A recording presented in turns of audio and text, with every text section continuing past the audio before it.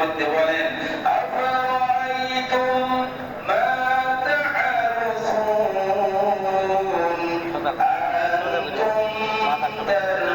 আনতুম তাযরাউনাহু আম নাহনুস সারিউন।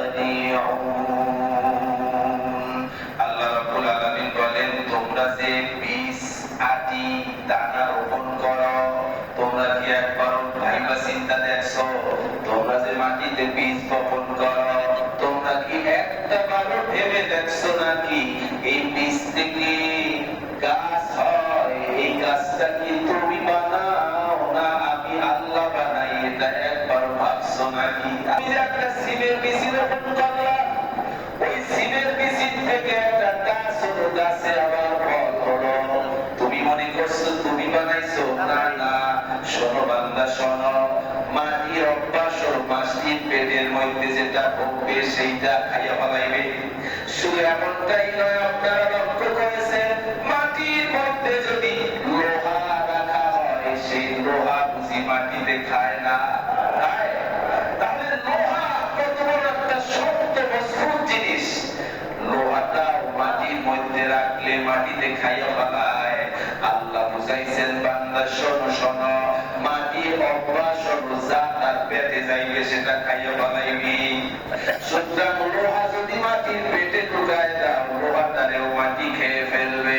তবে তুমি বান্দা একটা সিমের বিচি, করলার বিচি তুমি রোপণ করছো, মাটির পেটের মধ্যে রেছো, মাটির অভ্যাস অনুযায়ী উচিত ছিল ওই দানাটাকে খাওয়া, কিন্তু খাইছে? লোহা খাইছে কিন্তু সিমের বিচিটা খায় নাই। চিন্তা করছেন একটাও জীবনে? লোহাটারে মাটি খেয়ে ফেলছে, কিন্তু একটা করলা বিচি রাখছে মাটির মধ্যে, সেই বিচিটা খায় নাই। অথচ বিচিটা মরা, শুকনা, একটা সিমের বিচি শুকনা, মরা একটা বিচি। আল্লাহ বলে তুমি এটা বানাও নাই, বরঞ্চ আমি মাটিকে নির্দেশ দিয়েছি, হে মাটি তোমার প্রশ্ন চাপড়টা খাইয়ে ফেলাও। কিন্তু আমার বান্দা বড় শখ করে আশা করে তোর পেটের মধ্যে যেই বীজটা বপন করেছে, খবরদার এটাকে খাবি না, বরঞ্চ এটাকে গাছে রূপান্তরিত করে ফল মূল দিয়া পরিপূর্ণ করে বান্দার আশা পুরাই দিবি। তাহলে এটা মাটির ক্ষমতা না, আল্লাহর ক্ষমতা, আল্লাহর নির্দেশ মাটি ফল করতেছে। সুতরাং এই গাছপালা খুব গুরুত্বপূর্ণ একটা বিষয় হলো গাছপালা। আল্লাহ রাসূল বলেন গাছপালাকে যদি রোপণ করে এটা হলো সাদকায়ে জারিয়া। রাসূলুল্লাহ সাল্লাল্লাহু আলাইহি ওয়াসাল্লাম বলেন, তুমি যদি বোঝো, তুমি যদি মনে করো যে আজরাইল আসবে, রূহটা আমার বের হয়ে যাবে, ওই সময় যদি হাতের কাছাকাছি কোনো চারা পাও, গাছের চারা, আজরাইল আসার আগে সুযোগ থাকলে চারাটারে রোপণ কইরা যাবা, কারণ এটা হবে সাদকায়ে জারিয়া।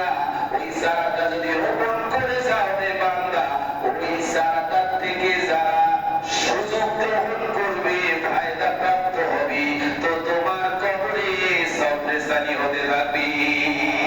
অন্য হাদিসে আল্লাহ রাসূল বলেন, যদি তোমাদের হাতে খেজুরের কোনো চারা থাকে, আর যদি খবর শোনো যে কিয়ামত কায়েম হয়ে গেছে, এখনই দুনিয়া ধ্বংস হয়ে যাবে, এই কিয়ামত আমার খবর পাওয়ার পরেও হাতের চারাটারে সুযোগ থাকলে লাগাইয়া যাবা, কারণ তাইলে তুমি সাদকায়ে জারিয়ার সওয়াব পাবা। শুধু এমনটাই নয়, যেই চারাটা তুমি রোপণ করেছো, ওই চারাটা বড় হয়ে গেছে, তুমি কবরে চলে গেছো, ওই গাছটা নিচে দাঁড়াইয়া কোনো পশু পাখি, কোনো মানুষ ছায়া গ্রহণ করে উপকৃত হবে। ওই গাছটার ফল কোনো মানুষ খাইবে, পশু পাখি খাইবে। ওই গাছটায় যেই ফল হবে, সেগুলো যদি চুরি করে রাখা হয়, এরপরেও তোমার আমলনামায় সাদকায়ে জারিয়ার সওয়াব জমা হতে থাকবে। শুধু এমনটাই নয়, যেই গাছটারে তুমি রোপণ করেছো, খোদার কসম করে বলি, প্রত্যেকটা গাছ কিন্তু আল্লাহর জিকির করে। যেই গাছটারে রোপণ করেছো, ওই গাছটা যতদিন জিন্দা থাকবে, ততদিন গাছটা জিকির করতে থাকে। তুমি তো বান্দা মারা গেছো, যেই গাছটারে তুমি রোপণ করে গেছো বান্দা, ওই গাছটা যতদিন জিন্দা ছিল ততদিন আল্লাহ জিকির করেছে। গাছ যতদিন জিকির করবে ততদিন তোমার আমলনামায় ওই জিকিরের সওয়াব জমা হতে থাকবে। ভাইরা আমার, তাহলে আমাদের এই জীবন সফল রাখার জন্য আমাদের সকলের উচিত গাছ রোপণের প্রতি আমাদের গুরুত্ব আরোপ করা। বরং আমরা গাছ কাটতে পারি, লাগাতে পারি না। গাছ কাটতে পারি, লাগাতে পারি না। শুধু এমনটাই নয়, রাসূল আকরাম সাল্লাল্লাহু আলাইহি ওয়াসাল্লাম দুনিয়ায় কাজ করাতে বলছে, শুধু এমনটাই নয়, আল্লাহ রাসূল বলছে দুনিয়ায় বসে তোমরা তোমার যার যার বেহেশতের কাছে লাগাইয়া দাও। সুবহানাল্লাহ। দুনিয়ায় বসে তোমার যার যার এমন কোন মানুষ নাই যার নামে জান্নাত বরাদ্দ নাই।